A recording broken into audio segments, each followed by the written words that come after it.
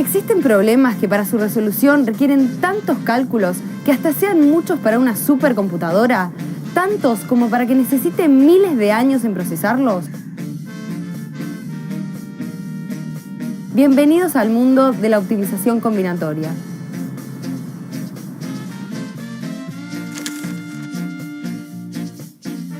Paula y Godofredo hicieron unas remeritas recopadas y las pusieron en venta por internet. Enseguida se las empezaron a comprar de todas partes de la provincia.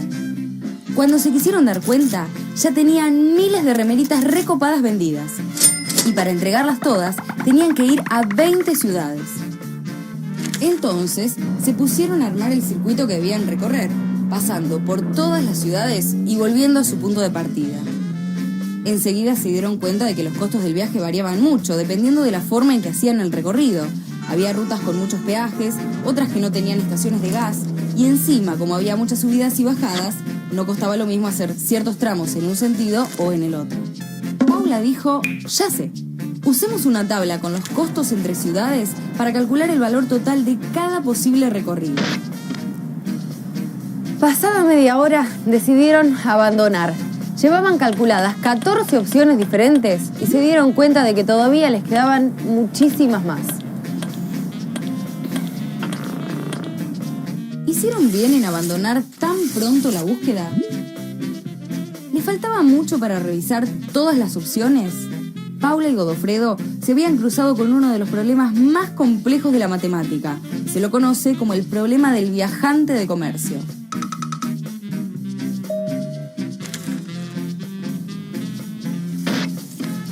Supongamos que en lugar de 20 ciudades, tienen que ir solo a 4. Si estamos en Rosario, tienen 4 posibilidades de comenzar el recorrido por Santa Fe, Venado Tuerto, Rafaela o Reconquista. Además, una vez llegados a la primera ciudad, van a tener 3 ciudades más para elegir. Cuando estén en la tercera ciudad, les quedarán 2 ciudades más por elegir y finalmente visitarán la que les quede para luego volver a Rosario. Es decir, que hay una cantidad de circuitos diferentes igual a 4 por 3 por 2 por 1, o sea, 24 formas distintas de hacer el recorrido. Este número se conoce como factorial de 4. Para saber la cantidad de circuitos posibles, cualquiera sea la cantidad de ciudades, tenemos que obtener el factorial de n, donde n es el número de ciudades sin incluir la de partida. Volvamos al problema de Godofredo y Paula. Si hubieran sido 4 las ciudades a visitar, podrían haber calculado el costo total de las 24 posibilidades y elegir la de precio más bajo. No hubiera habido problema. Pero ellos tenían que ir a 20 ciudades y volver. Para saber la cantidad de circuitos posibles, tenemos que obtener el factorial de 20. Es decir, nos damos cuenta de que la cantidad de circuitos que tendrían que haber evaluado Godofredo y Paula es una cantidad igual a un número de 19 cifras. Menos mal que no siguieron haciéndolo a mano. Ahora se entiende la complejidad del problema, ¿no? Pero Godofredo no se aceptó con ese número tan grande. Como es programador, decidió que en vez de hacerlo a mano, usarían la computadora para comparar los costos de todos los posibles circuitos. Por suerte, justo pasó el señor Aguilera, que es un matemático dedicado a la optimización combinatoria, y les dijo que no se gasten. Aunque pudieran usar la supercomputadora más rápida del mundo para procesar estos cálculos, demorarían más de 15.000 años. ¡Qué macana!, dijo Paula. Seguro que dentro de unos años habrá computadoras mucho más rápidas y podríamos resolver nuestro problema. Pero tampoco.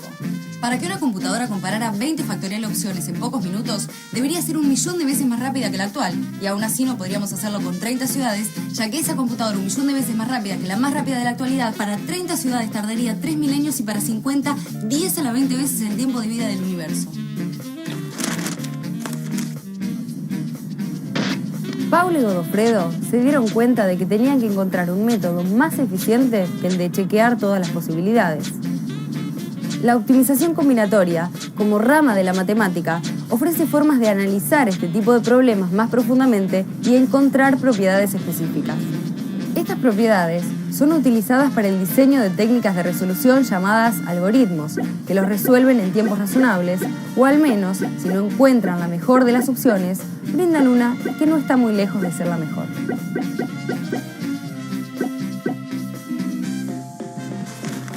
La optimización combinatoria está presente en muchos procesos cotidianos, como la recolección de basura en una ciudad, el diseño de redes de distribución de electricidad o la elaboración del fixture de un torneo de fútbol. ¿Y encontraron la solución?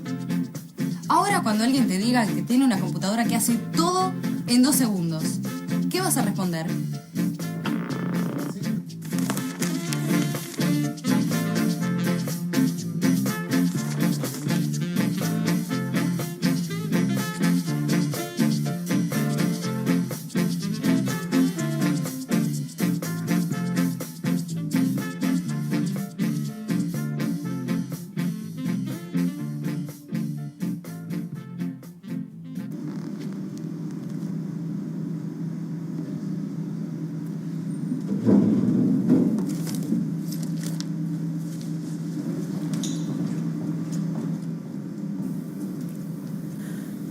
Lo que me parece más atrapante de la optimización combinatoria es que los problemas sobre los que trabajan están siempre muy cercanos a las aplicaciones que pretende resolver.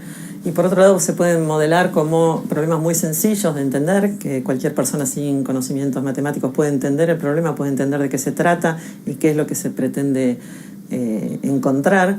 Pero en poco tiempo se da cuenta que los problemas son muy complejos y que, bueno, para poder resolverlos es necesario agregar una gran cuota de creatividad y, bueno, esa parte es la que aporta la matemática a los problemas.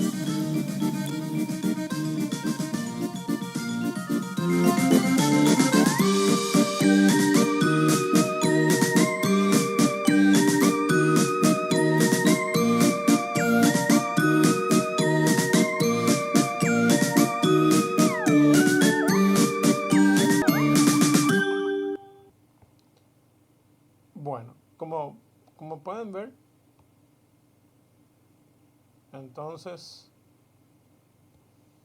lo que estábamos viendo es un video de TSP Travel Smart Problem, que básicamente es el problema del viajante de comercio, y lo que hace es una optimización para la búsqueda, en este caso, del camino más corto. Bueno, este tipo de algoritmos a veces es eficiente y en algunos casos también no reúne todos los requisitos, entonces no todas las veces da la mejor solución, y de este hay un montón de estudios y un montón de algoritmos que se encargan de hacer ese trabajo. ¿Okay?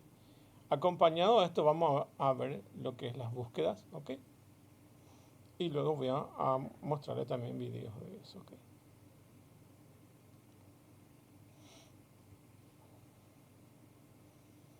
Bueno, en el apartado hoy vamos a ver resolver problemas mediante los sistemas de búsqueda.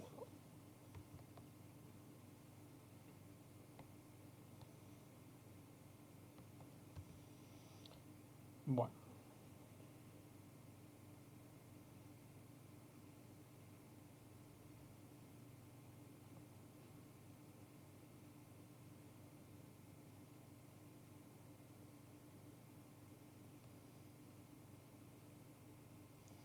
la estrategia de búsqueda utiliza un agente para encontrar la solución a un problema que podemos validarlos en dos grupos que son los informados y los no informados. ¿Se acuerdan? Un agente, simplificando, es un pequeño robot, un agente inteligente, y lo que va a hacer es encontrar una solución a un problema, y existen dos tipos de algoritmos, los informados y los no informados, ¿okay? De los cuales los informados son los que mejor dan solución, ya que es un estudio previo de las características de lo que queremos analizar, entonces ya tenemos cierta información acotada para poder realizar. Y los no informados no se cuenta con información a priori, por lo que tenemos que recorrer todas las soluciones posibles. Como les dije, corresponde a optimizaciones, y dentro de ese grupo lo que se pretende es encontrar una solución a un problema planteado. ¿Okay? El problema que yo les planteo es encontrar la salida al laberinto. ¿Okay? y con eso entonces poder ver los diferentes tipos de algoritmos de los no informados. ¿Ok? Bueno, nuestro objetivo entonces es encontrar una salida del algoritmo. Se pueden hacer de diferentes maneras. ¿Ok? El algoritmo que yo les había presentado en clases pasadas corresponde a una búsqueda utilizando recursividad, llamando varias veces a la función que va a generar la búsqueda. ¿Ok? Y lo que en realidad ocurre en cualquier tipo de algoritmos, como ven aquí, es un grafo o una estructura tipo árbol, donde se va recorriendo un camino y a medida que vamos recorriendo, entonces vamos desechando cuando no encontramos la salida. Fíjense aquí, hacemos un pequeño recorrido y llegamos hasta este obstáculo y tenemos que retornar, ir hacia atrás. ¿Ok? Hay formas de resolver que se denominan backtracking y es el hecho de ir para atrás otra vez. O utilizar un algoritmo yo le suelo llamar de float fill, que es básicamente que es un algoritmo de llenado y donde se va a la izquierda, a la derecha, arriba y abajo. ¿Se acuerdan de esa clase en esta materia? ¿Ok? Entonces es recorrer ese camino. ¿Ok? Traigo ese mismo problema aquí, a ver si encuentro, con el nombre del laberinto. Acá lo tienen. Ahí. Voy a mover esto. Bueno, está nuestro laberinto y yo puedo elegir, por ejemplo, este camino. A ver, me voy aquí y me voy hasta acá. Ok. Busco la solución, se encontró una salida y este es el camino. Ok. Me pueden decir, ¿y se puede hacer más fácil? Sí, se podría hacer más fácil. Solo depende del recorrido que tenemos aquí. Entonces, probablemente el camino más fácil hubiera sido seguir aquí directamente hasta la salida que es esta. ¿Ok? Pero, pero el algoritmo lo que hace básicamente es un recorrido y va regresando hacia atrás cuando no encuentra. ¿Ok?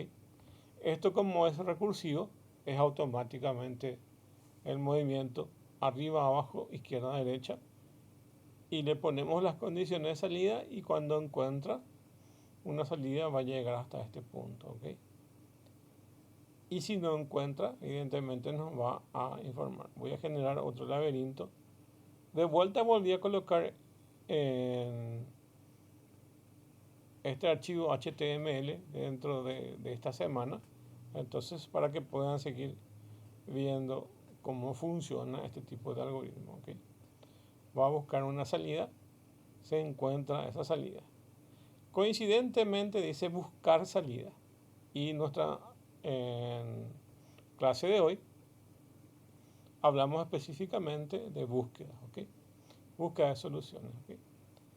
Existen problemas complejos o que lo denominan NP complejos, que hay veces que tienen solución o a veces soluciones parciales, ¿ok?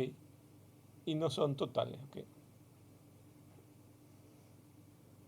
La forma más fácil de este algoritmo sería usar fuerza bruta, que es recorrer, eh, recorrer todas las condiciones posibles, recorrer todas las condiciones posibles de este árbol, y eso se denomina fuerza bruta. ¿Ok?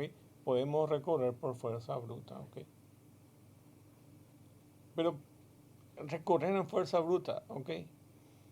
Y si la solución no es factible, o si tenemos muchos nodos que recorrer, bueno, es ahí el problema de la fuerza bruta. ¿Ok? El problema de fuerza bruta es que a veces puede tardar un montón y a veces no tiene solución. o es una solución parcial. Y entonces se usa muchos recursos computacionales para el recorrido y no tiene solución, o tiene una solución parcial. Ok. Y a veces puedes echar una solución parcial tratando de buscar una solución general y al final, como ha desechado todas las opciones posibles, puede darse el caso de que no encuentre la solución, pero sí hay una solución parcial. ¿Okay? Hay diferentes casos que pueden ocurrir, pero en general, fuerza bruta es el método más general de recorrido para la búsqueda.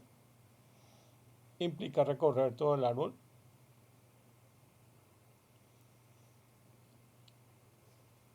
Y hay otras soluciones que vamos a ver en esta clase, ¿ok? Bueno, entonces es esto, ¿ok? Voy a volver a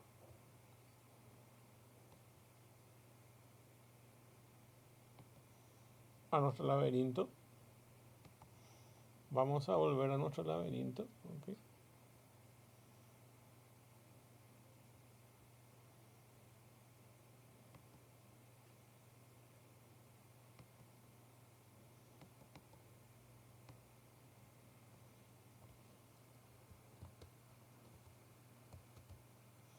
Volvemos otra vez a nuestro laberinto y vamos a generar de vuelta. Y vemos que vuelve a encontrar una salida.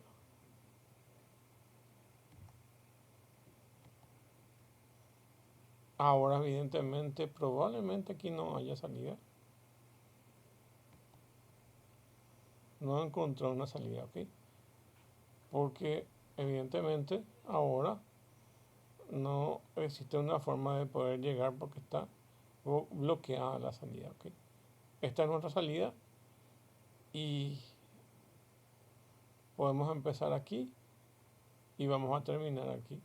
O podemos empezar aquí y vamos a terminar aquí. No podemos llegar hasta acá, ¿ok? Y bueno, entonces eso implica una recorrida del árbol, ¿ok?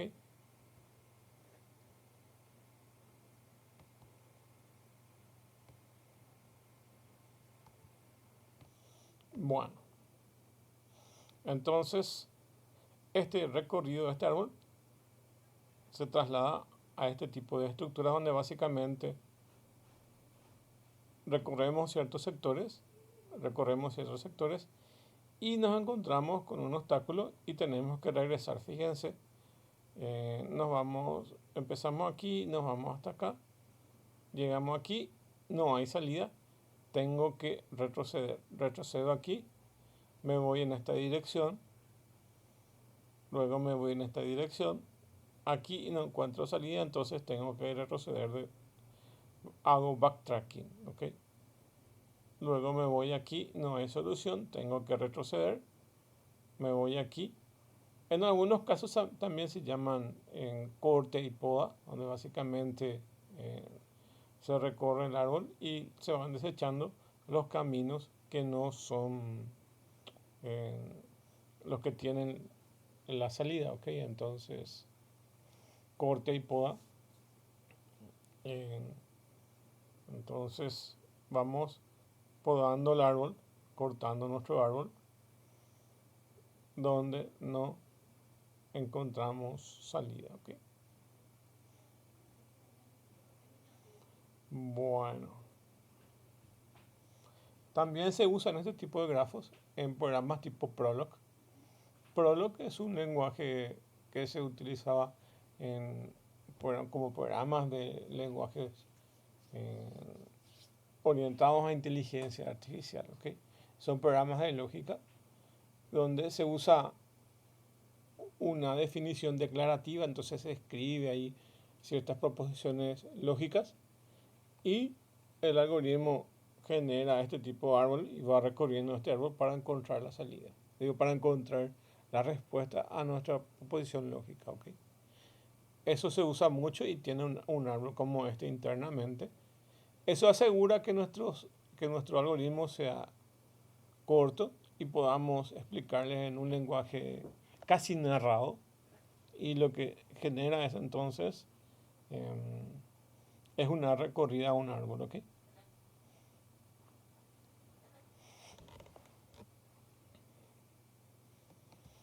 Bueno, ven aquí una metodología para búsqueda de inteligencia artificial buscando un juego de Tateti o 3 en raya, ¿ok? Y el algoritmo en sí se denomina Minimax, ¿ok?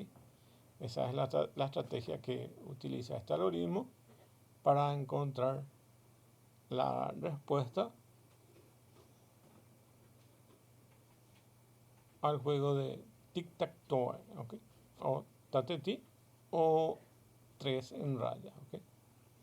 Y acá ven en cada uno de los nodos cómo se puede jugar la partida, ¿ok?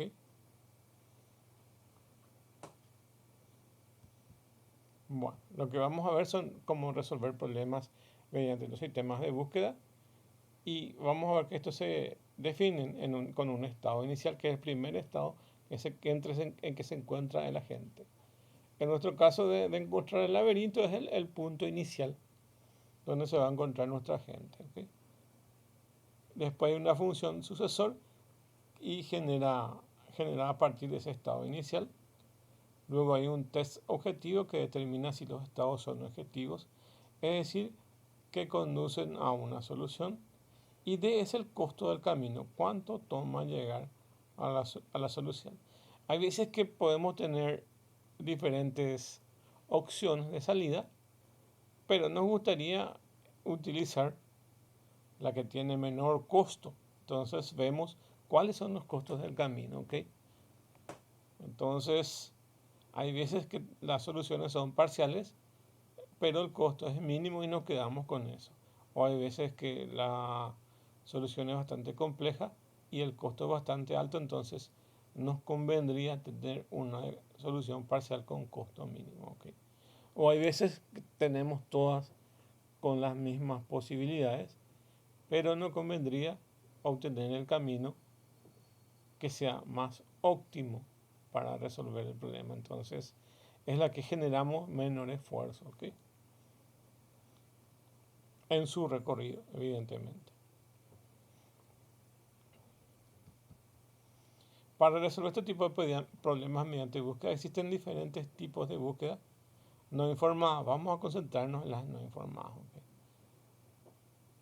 Entre las informadas que mejor optimización tiene es la que se denomina A-start o es A asterisco, ¿ok?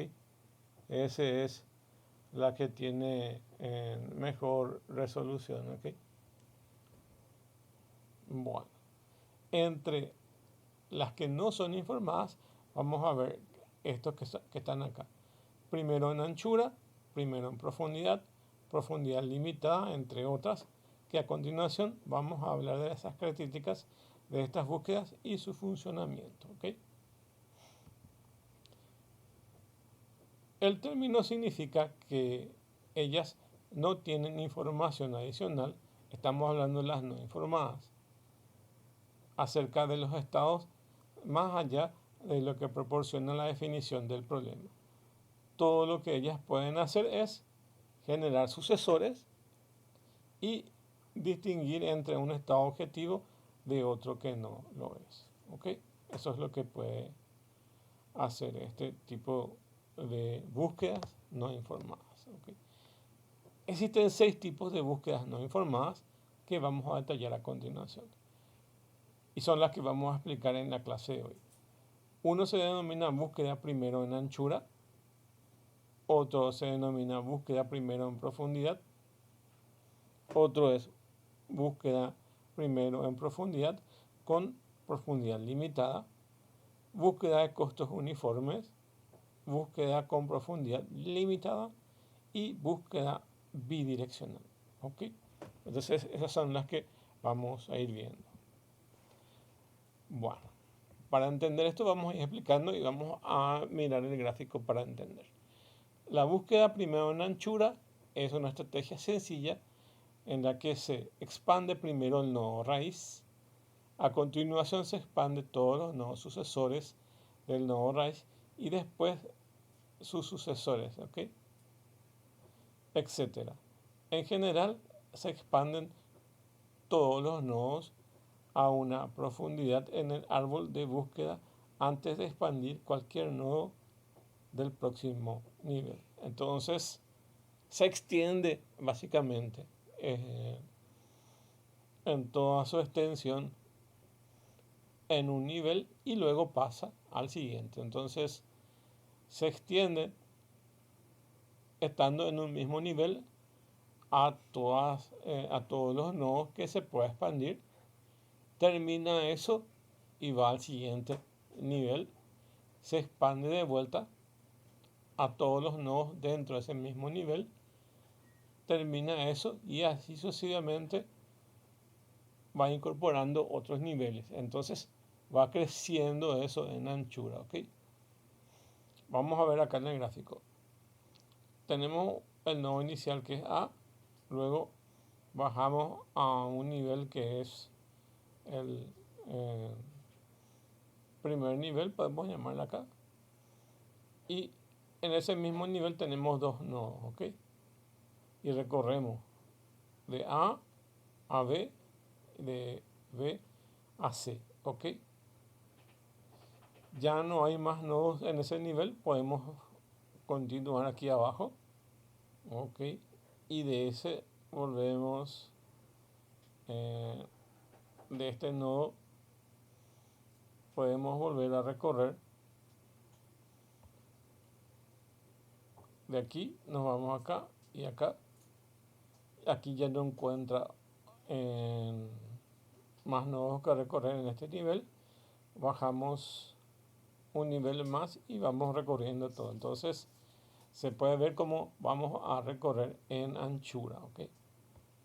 Entonces terminamos de recorrer un nivel, todos los nodos, y luego vamos a incorporar otro nodo de un nivel más bajo, ¿ok?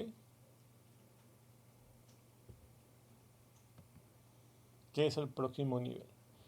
Existe uno que es de costo uniforme, donde básicamente todos los costos son iguales.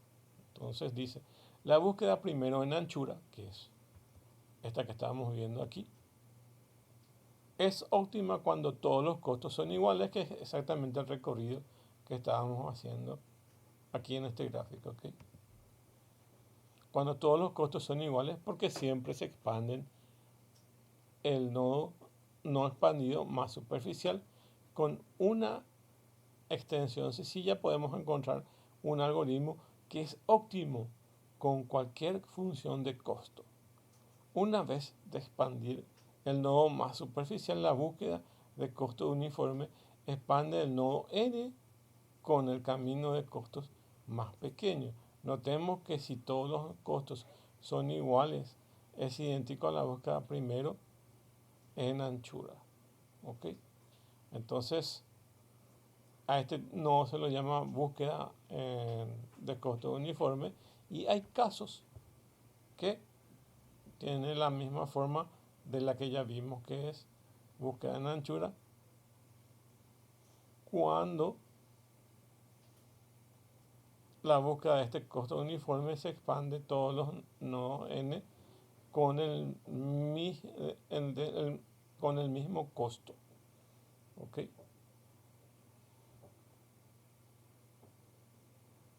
Todos los costos son iguales. ¿Ok?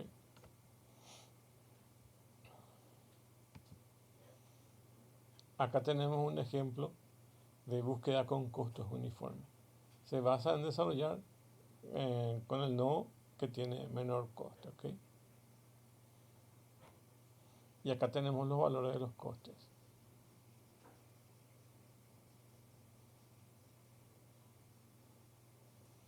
¿Cuál es el que tiene menor coste?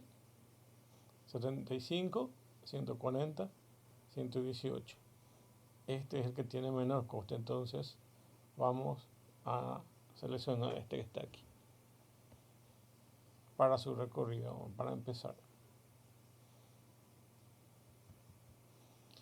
Después tenemos otro tipo de algoritmo que es este que se denomina búsqueda primero en profundidad y siempre se expande el nodo más profundo en la frontera actual del árbol de búsqueda. La búsqueda procede inmediatamente al nivel más profundo del árbol de búsqueda, a donde los nodos no tienen ningún sucesor. Cuando esos nodos se expanden, son quitados de las fronteras. Así entonces, la búsqueda retrocede al siguiente nodo más superficial que todavía tenga sucesores inexplorados. ¿Okay?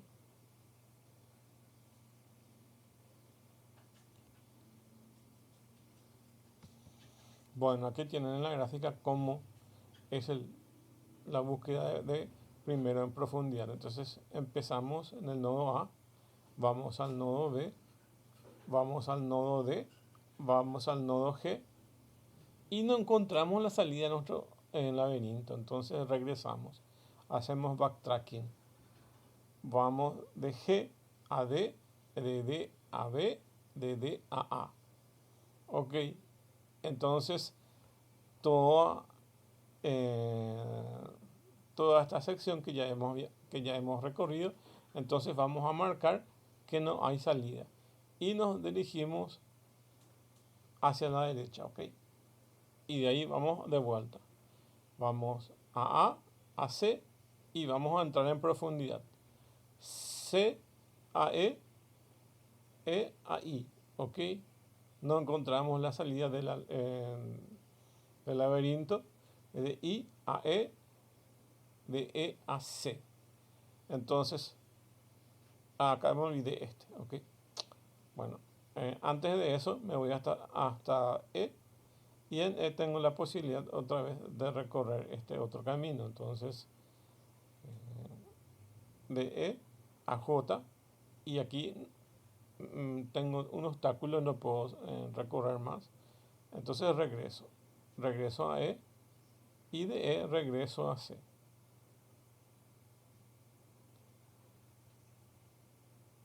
Bueno, entonces este camino que va de C a E podemos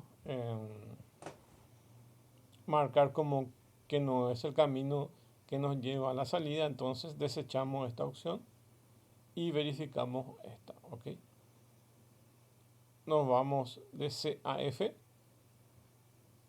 de F acá y no encontramos la salida, entonces retornamos a F y vemos esta otra posibilidad, ok. Bueno, entonces este se llama búsqueda primero en profundidad. Pueden fijar las flechas que les va indicando el orden de recorrido, ¿ok? Para que puedan tener eso de referencia. Bueno, existe una variante del algoritmo de búsqueda en profundidad que se denomina búsqueda en profundidad limitada L. L es el tope que nosotros decidimos para nuestro recorrido. Bueno, ¿qué pasa con este en profundidad? ¿Se dan cuenta? En este caso puede ser sencillo, pero imagínense que fuera un algoritmo realmente que fuera un laberinto realmente complejo.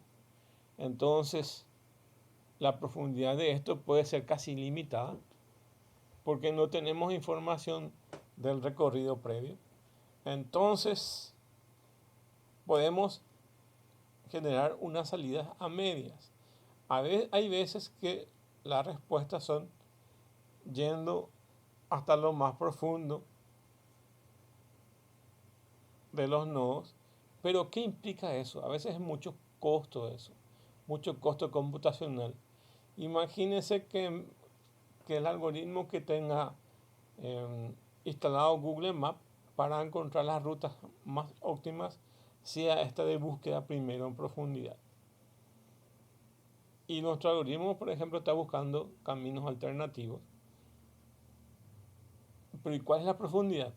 Puede ser bastante profundo y irse kilómetros y kilómetros y kilómetros en busca de una salida, ¿ok? Bueno, eso puede implicar un costo bastante alto y a veces no podemos esperar 3, 4 minutos o 10 minutos.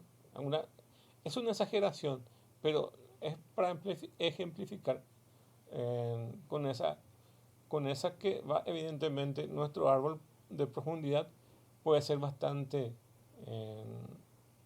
profundo, por decirlo así, y encontrar una salida se vuelva muy difícil, ¿ok? Eso por un lado. Y por otro lado, el tema de qué pasa si no existe la salida. Siempre tenemos que plantearnos eso. ¿Y qué pasa si no existe la salida? Entonces va a ser un recorrido inútil para poder advertir que no existe la salida. O si existe salida a medias, ¿ok? Entonces podemos acordar y colocar un valor de recorrido y decir, por ejemplo, que si en este nivel que está el nodo D, E y F no encontramos una salida, entonces vamos a decir que ya nos estamos sumergiendo mucho en un camino que no tiene solución. Entonces le ponemos un límite a eso, ¿ok? Más o menos decir, ya me fui 1 kilómetro entrando en el laberinto y fui marcando hasta dónde fui entrando. Entonces fui echando semillas para no perderme. Entonces ya me fui 1 kilómetro y puedes predecir o puedes suponer que no existe ninguna salida ahí. Entonces tomas el camino de vuelta y buscas otra solución. Pero justo puede ser que en una de esas el camino que desechaste te lleva a encontrar la salida. Ok, bueno, esos son los riesgos que tenemos, ok. Entonces, hay veces entonces que se toman soluciones a medias de común acuerdo, como un balanceo entre la profundidad que podemos tener y el costo promedio que podemos tener, o básicamente encontrar una solución a medias si existe, ok. La búsqueda entonces en profundidad limitada es eso. Dice, se puede aliviar el problema del árbol de ilimitados aplicando la búsqueda primero en profundidad con un límite de profundidad L predeterminado. Es decir, los nodos de profundidad L se tratan como si no tuvieran ningún sucesor. A esta aproximación se denomina búsqueda de profundidad limitada. El límite de profundidad resuelve el problema del camino infinito. Lamentablemente, también introduce una fuente adicional de incompletitud si escoge L menor a D, es decir, el objetivo está fuera del límite de la profundidad. Okay. Bueno, y esos son los riesgos que existen. La salida o objetivo sí existe, pero hay veces que lo estoy limitando, como en este caso, que es la búsqueda de profundidad limitada. ¿Okay?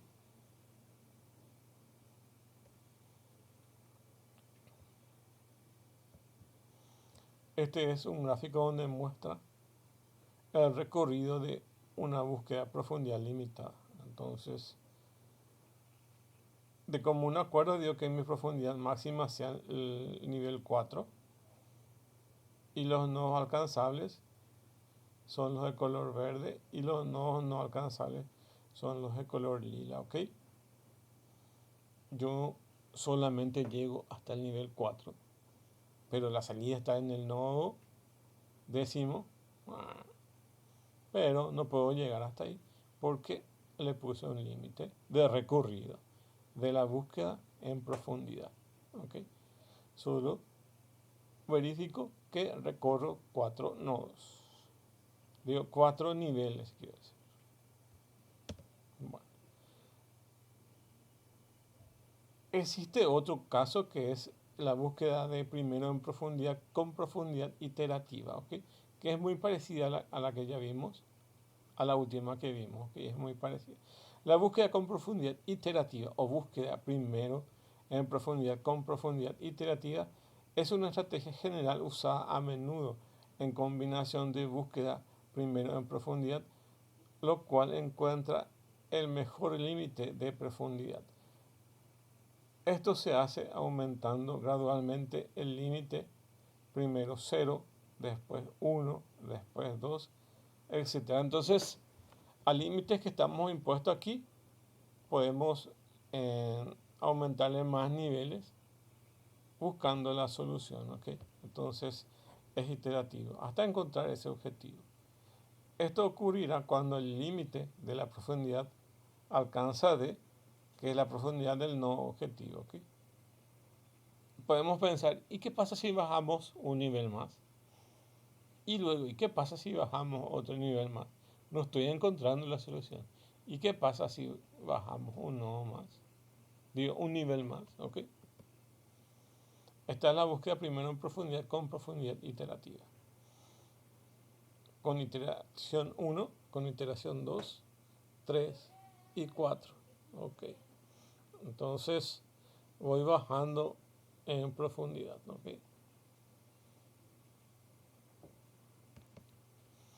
Luego tenemos el bidireccional y como dice su nombre, es bidireccional. Es como que ahora en vez de tener un solo agente, tengo dos agentes y uno empieza a buscar la salida desde la entrada y otro desde la salida. Entonces, en algún momento los dos agentes, los dos robots se van a encontrar y se van a decir, y bueno, y si venimos por acá, yo estoy viniendo desde la entrada y este es el camino, y el de la salida le va a decir, bueno, entonces yo te complemento y te muestro dónde está la salida, ¿ok?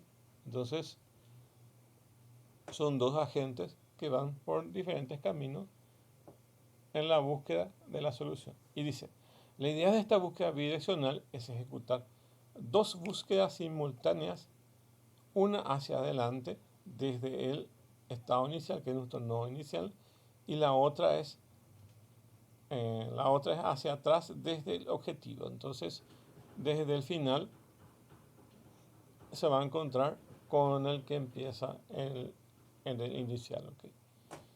¿Y dónde van a parar? Parando cuando las dos búsquedas se encuentren en el centro. Bueno, eso es aproximadamente así. Pero en realidad cuando se encuentren, ¿ok? Ahí ven en el gráfico cómo sería eso, ¿ok? O pueden imaginarse el laberinto. Entonces en algún momento los dos agentes se encuentran, ¿ok? Bueno, acá tiene una serie de conclusiones que básicamente habla de lo mismo. Dice, las búsquedas no informadas no dan a la gente información adicional sobre el problema que busca resolver. Sin embargo, este tipo de búsquedas puede ser útil cuando un agente no necesita estar pendiente de lo que suceda a su alrededor. Y otra conclusión de búsqueda es la búsqueda primero en anchura expande el nodo inicial y todos sus nodos hijos en forma horizontal. Dentro de esta búsqueda no se puede pasar al siguiente nivel sin haber expandido todos los nodos en el mismo nivel. La búsqueda de costos uniformes es una mejora con respecto a la búsqueda en anchura, donde toma en cuenta el nodo con costo menor. Es importante recordar que todos los costos son iguales e idénticos a una búsqueda en anchura. La estrategia de búsqueda no informada, otra conclusión continua, la búsqueda primero en profundidad expande el nodo izquierdo y todos sus nodos siguientes hasta encontrar la solución. Si encuentra un estado no objetivo, regresa y continúa el nodo continúa con el nodo de al lado. ¿Okay? La búsqueda con profundidad limitada es una mejora con respecto a la búsqueda en profundidad, ya que se establece un límite de profundidad. Una de sus ventajas es que no podría encontrar una solución. Sí, porque dejamos ahí colgado. Para salvar esta desventaja, se utiliza la búsqueda con profundidad iterativa aumentando los nodos según los estados objetivos. Entonces, no encontré, le puedo dar otra vez una chance para buscar y bajo los niveles que no me atrevía a recorrer. Conclusión: la búsqueda bidireccional realiza dos búsquedas, una desde el estado inicial hasta el final y la otra desde el final hasta el estado inicial, encontrándose la solución de una manera más rápida que aproximadamente en el centro. ¿Okay? Bueno.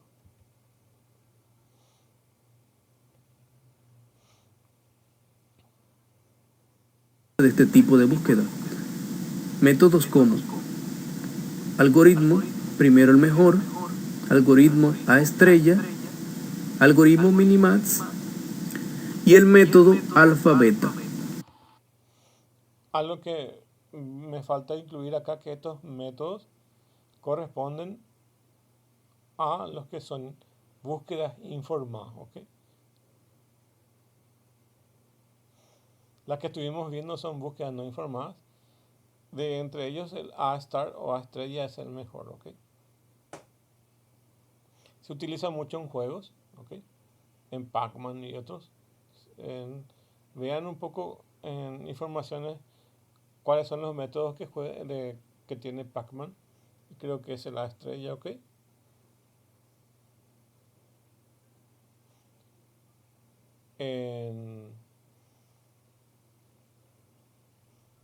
El movimiento de los fantasmas de Pac-Man utiliza el algoritmo de A estrella como sistema de búsqueda. Continúa entonces el video.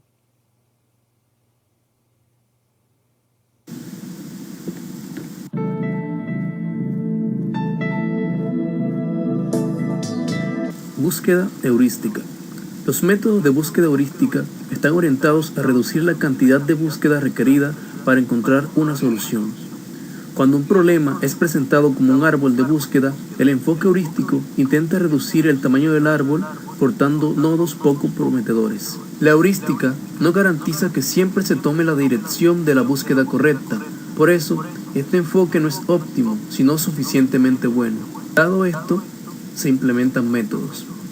Los métodos de búsqueda heurística disponen de alguna información sobre la proximidad de cada estado a un estado objetivo, lo que permite explorar, en primer lugar, los caminos más prometedores. Algunas de las características de los métodos heurísticos son las siguientes. No garantizan que se encuentre una solución, aunque existan soluciones. Si encuentran una solución, no se asegura que ésta tenga las mejores propiedades. En algunas ocasiones, encontrarán una solución en un tiempo razonable. Entre las tácticas heurísticas o métodos de búsqueda heurística se destacan el Best First Serve o primero el mejor, el A estrella, el Hill Climbing y el ACO. Algoritmo primero el mejor. Este algoritmo combina las ventajas de los algoritmos primero en profundidad y primero en amplitud. Sigue un sendero a la vez, pero puede cambiarse a otro sendero que parece más prometedor que el que está siguiendo. En este sentido, puede considerarse que es un algoritmo que realiza su proceso de búsqueda en un grafo tipo O, ya que todos sus ramales representan una alternativa de solución. Para su operación, el algoritmo necesita dos listas de nodos y una función heurística que emite los méritos de cada nodo que se genere. Dichos nodos se presentan de la siguiente manera: abiertos, cerrados y, en tercer lugar, la función heurística. El método de búsqueda primero el mejor es el más conocido. Sirve para el patch finding, o también llamado búsqueda de caminos, y es muy usado en juegos. Un ejemplo es el famoso juego de Pac-Man. En este, los fantasmas persiguen a Pac-Man buscando el camino más corto, en lugar de aparecer en forma aleatoria en el mapa del juego. La ventaja de utilizar el método de búsqueda primero el mejor es que se llega a la solución sin expandirse completamente, y su desventaja es que el camino no es necesariamente el más óptimo. El algoritmo A estrella no desarrolla un camino por interacción, sino que desarrolla varios caminos y elige los más prometedores. presenta las siguientes características. En primer lugar, es un método completo de búsqueda, es decir, termina encontrando la solución cuando ésta exista para cualquier tipo de grafos. En segundo lugar, es admisible, es decir, que no solo encuentra la solución, sino que la que encuentra es la óptima si se cumplen algunas condiciones predeterminadas. Cuando hablamos de heurística, no podemos dejar de lado a la estrategia Minimax o algoritmo Minimax y también la técnica alfa-beta. La estrategia Minimax es una estrategia de búsqueda exhaustiva mediante un árbol de búsqueda. Este algoritmo considera el caso de dos participantes a los que se les denomina max y min. En pocas palabras, el algoritmo Minimax se centra en poseer dos jugadores, max y min. Primero jugará max y así seguirá el flujo hasta acabar el juego. Método de búsqueda alfa-beta. Alfa-beta es una técnica de búsqueda que reduce el número de nodos evaluados en un árbol de juego por el algoritmo Minimax. Se trata de una técnica muy utilizada en programas de juegos entre adversarios como el ajedrez, el 3 en raya y el Go. Este algoritmo es el más utilizado en aplicaciones referidas a juegos, dada su excepcional utilidad en el aumento de la velocidad de búsqueda sin producir pérdida de la información. Básicamente es una extensión en particular del algoritmo de búsqueda Minimax en juegos. Bueno, ok. Ahora vamos a este otro. En el vídeo se presenta un estudio de algoritmos de búsqueda vistos en ingeniería informática. Se van a utilizar en este laberinto de la interfaz para encontrar un camino desde la salida hasta la meta. Cada celda puede tener 4 estados distintos. Si es verde, es una celda caminable que el algoritmo podrá explorar para determinar la ruta. Si es negro, es un muro, no se podrá cruzar y se deberá de encontrar otra forma de pasarla. Una vez finalizada la búsqueda, las celdas pueden ser de un color azul claro si se ha explorado la celda pero no ha formado parte del camino final, o de un color azul oscuro si se ha decidido que forma parte del camino final. Además, se dará cierta información sobre la exploración que ha realizado cada algoritmo, la longitud del camino final, las celdas exploradas y el tiempo transcurrido durante el procesamiento, aunque al ser pequeño el laberinto, el tiempo no va a ser crucial para calificar los algoritmos. Se usarán 3 laberintos distintos para las pruebas. Todo el proyecto se ha creado en Python y la interfaz usando Tkinter. Puedes encontrar el código del proyecto en el repositorio de GitHub que se enlaza en la descripción. Los algoritmos que se van a utilizar empiezan desde una celda o nodo y generan en memoria los nodos adyacentes en un nivel inferior. Se elige uno de los adyacentes o hijos y se generan de nuevo los adyacentes de este nuevo nodo elegido. El nodo padre se almacena en una lista de nodos ya cerrados para que no se vuelva a generar. Este proceso se debe de repetir hasta llegar a la meta. La decisión de qué nodo explorar entre los hijos lo determina cada algoritmo, llegando a soluciones con características distintas. En temas de programación, estos algoritmos internamente funcionan con colas de prioridad, asignando una mayor prioridad a aquel nodo hijo que se va a explorar. El primer algoritmo es el de búsqueda en anchura o BFS. La función de prioridad corresponde al nivel de profundidad en el árbol de búsqueda. Un nodo en el segundo nivel tendrá una prioridad de 2. Se elige aquel con prioridad menor. A igual prioridad, el primero que se haya generado es el elegido. Este algoritmo es muy útil si se desea conocer siempre el camino resultado más corto, ya que al recorrer todos los niveles de uno en uno, siempre encontrará la solución más corta. El principal inconveniente es que explora todos los nodos de niveles anteriores, por lo que conlleva un coste temporal y espacial alto. El segundo algoritmo es el de profundidad o DFS. También tiene como función de prioridad el nivel de profundidad. La diferencia es que elige aquel cuyo valor de prioridad es mayor, de forma que se ramifica una rama y una vez se ha llegado al final, se comienza a ramificar la siguiente. Al mismo nivel, elegirá el primer nodo que genere y encontrará una solución o camino de los muchos que hay. Por esta razón, es importante el orden de generación de los nodos adyacentes, ya que se explorará la rama del primero generado. En este proyecto se ha decidido comenzar generando el nodo a la derecha, luego el de abajo, izquierda y por último el de arriba. Este orden ayuda a encontrar la mejor solución en este algoritmo, ya que la meta se encuentra abajo a la derecha. Sin embargo, cuando el laberinto tiene muros por las zonas que toma el algoritmo, el camino tiende a ser más largo. Pese a no obtener necesariamente el camino óptimo, La principal ventaja es que tiende a generar menos nodos que la búsqueda en anchura, por lo que suele ser más rápido. Los dos siguientes algoritmos forman parte de un grupo llamados de búsqueda informada. Esto se debe a que utilizan conocimiento específico del problema para guiar la búsqueda. A este conocimiento lo llamaremos heurística y lo adaptaremos en el problema con la distancia de Manhattan, la distancia mínima que hay entre dos puntos de acuerdo a su fórmula. El algoritmo Borad o Greedy determina la función de prioridad con la heurística, en este caso la de Manhattan. Por lo tanto, cada nodo generado tiene como prioridad la distancia hasta la meta. Se elige aquel con menor valor de prioridad. La búsqueda efectuada por este algoritmo lleva a la premisa de que aquel nodo que aparezca estar más cerca a la meta es aquel que se debe de explorar. Sin embargo, depende de la colocación de los muros que compliquen el resultado del algoritmo. No siempre obtendrá la solución óptima. El último algoritmo es el A estrella. Este junta ideas de los anteriores, siendo su función de prioridad la suma del nivel de profundidad más la heurística, y eligiendo el que menor valor tenga. Solo en caso de que la heurística sea admisible, es decir, nunca se sobreestime el coste del camino, A estrella obtendrá la solución óptima. En este caso, Manhattan es admisible, por lo que A estrella Manhattan siempre nos devolverá el camino óptimo.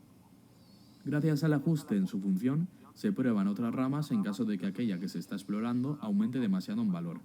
Además, no necesita siempre explorar todos los niveles superiores para encontrar una solución óptima, por lo que la cantidad de nodos generados siempre será menor o igual al que se generaban en anchura. El primer laberinto que probaremos es uno Y la ayuda de Python, ¿ok?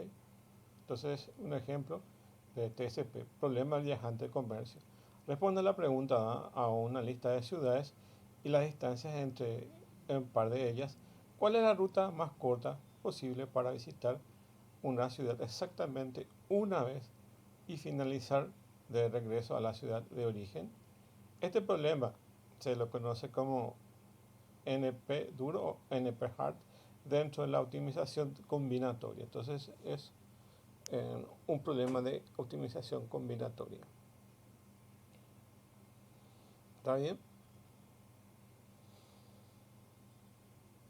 El problema fue formulado por primera vez en 1930 y fue uno de los problemas de optimización más estudiados hasta ahora. Se sigue viendo nuevas formas de poder resolverlo.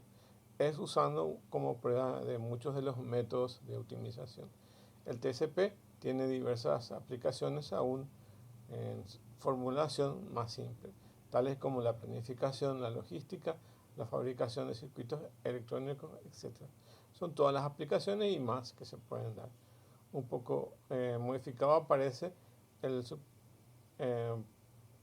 problema en muchos campos con consecuencias como por ejemplo las secuencias de ADN, etc. Esta aplicación, el concepto de ciudades representa por ejemplo clientes o puntos de soldadura, fragmentos de ADN, etc. Y el concepto de distancia que representa el tiempo de viaje o costo a una ciudad similar que nos permite mover o indicar eso o simular eso, ¿okay? A partir de distancia, ¿okay? Entonces podemos tener una longitud de ciudades y unos grafos que se interconectan, ¿okay? Para hallar la distancia vamos a aplicar la fórmula de distancia como está aquí.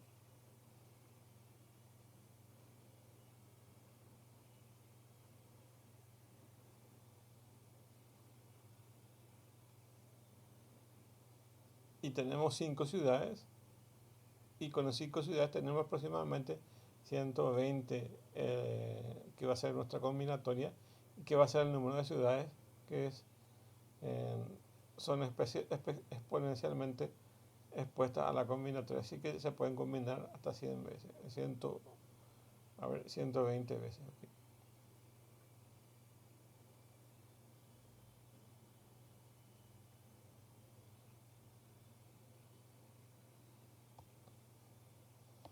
Se construye básicamente una matriz de ciudades. Si estamos en Asunción, entonces nuestro costo es 0. Si vamos de Asunción a Asunción, nuestro costo es 0. Si estamos en Ciudad del Este, a ver,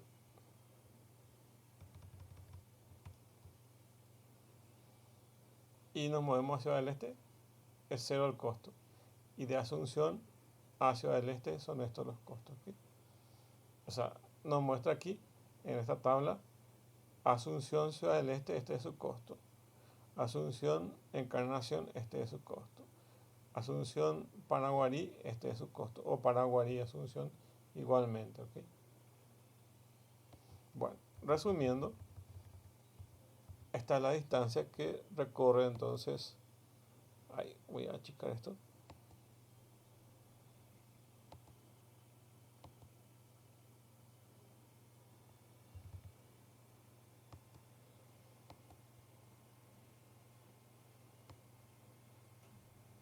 Nuestro recorrido más óptimo es Asunción, Paraguarí, Paraguarí, Encarnación, Encarnación, Ciudad del Este, Ciudad del Este, Pedro Juan Caballero, y el retorno de Pedro Juan Caballero hasta Asunción.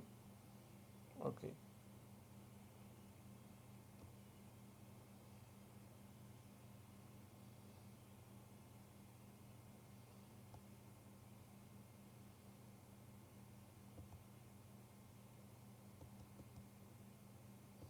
Bueno, el código fuente, a ver, voy a hacer un pequeño recorrido al código fuente.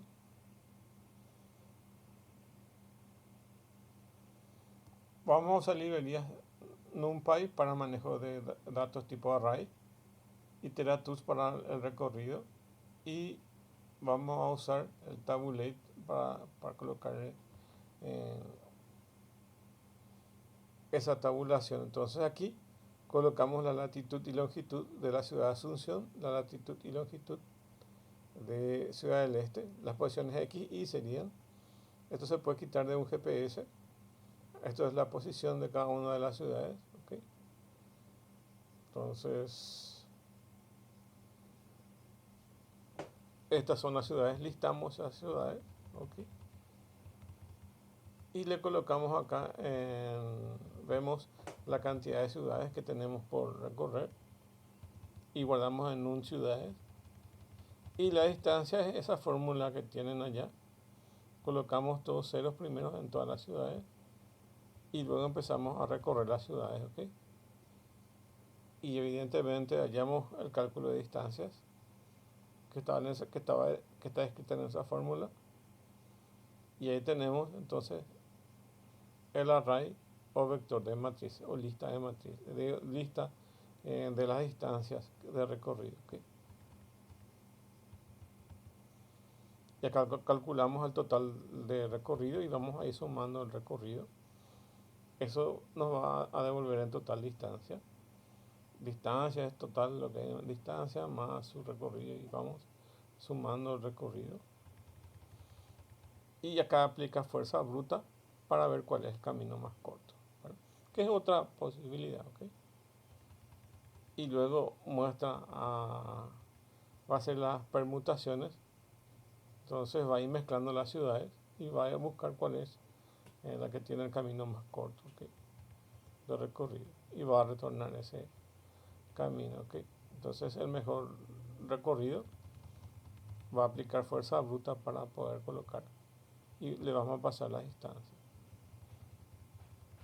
Y ahí nos va a traer en esa tabla mostrando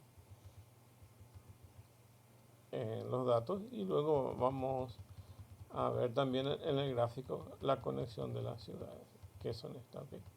Eso es básicamente este algoritmo. Bueno, utiliza fuerza bruta para su recorrido. Bueno.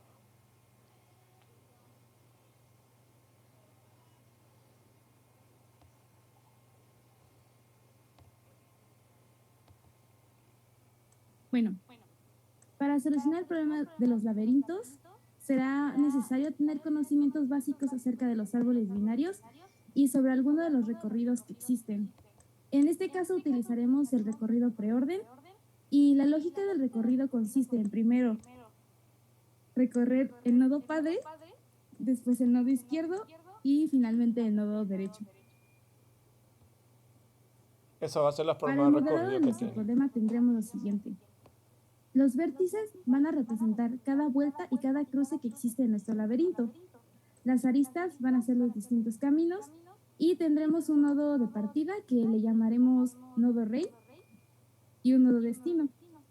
Sabemos que en los laberintos hay muros y podemos verlos representados por la no adyacencia de los vértices. Quiero decir que si dos vértices no son adyacentes, significa que hay un muro de por medio.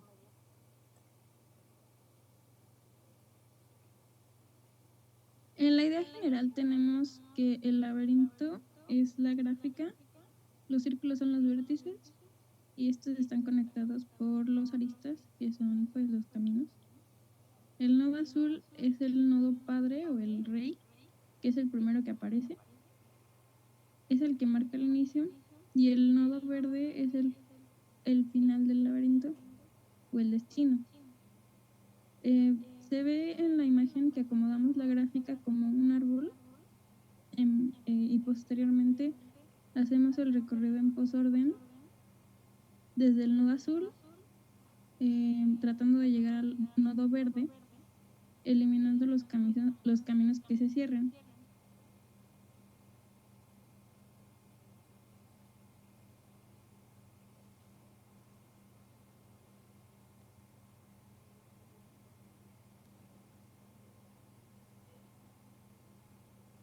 Buen día. Hoy les vamos a presentar el tema. A aterrizar todos los conceptos y el segundo va a los que existen. En este caso, recorrer el nodo padre, después el nodo izquierdo y finalmente el nodo derecho. Para el modelado de nuestro problema tendremos lo siguiente. Los vértices van a representar cada vuelta y cada cruce que existe en nuestro laberinto. Las aristas van a ser los distintos caminos.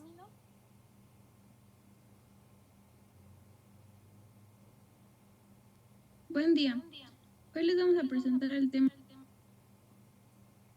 Para el modelado de nuestro problema tendremos lo siguiente. Los vértices van a representar cada vuelta y cada cruce que existe en nuestro laberinto. Las aristas van a ser los distintos caminos. Hacemos el recorrido en posorden. Añadimos